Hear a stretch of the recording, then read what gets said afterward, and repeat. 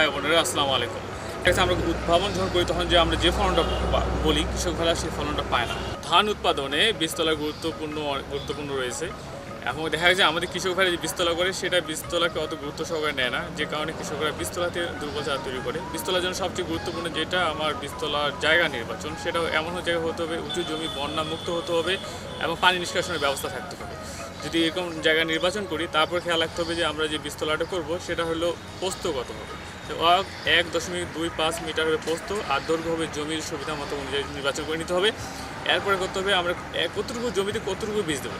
দেখা গেছে 1 স্কোয়ার মিটারে যদি আমরা 80 গ্রাম দিই তাহলে দেখা যাচ্ছে আমাদের 1 শতক জমিতে প্রায় 3 থেকে 3.5 কেজির মতো বীজ লাগে, কিন্তু কৃষক ভাইরা দেখা যায় এখানে 5 কেজির মতো বীজ করে। যে কোনো কৃষক ভাইরা কিন্তু বীজতলায় দুর্বল চারা তৈরি করে। যদি আমরা বীজতলায় ভালোভাবে চারা তৈরি করতে পারি, দেখবেন যে চারা যদি পাতলা করে লাগাই তাহলে ওইখানেই কৃষি শুরু হবে এবং চারাগুলো হেলদি হবে। যেটা আমরা মূল জমিতে যদি রোপণ করি চারার মৃত্যুর হার অনেক কম হবে।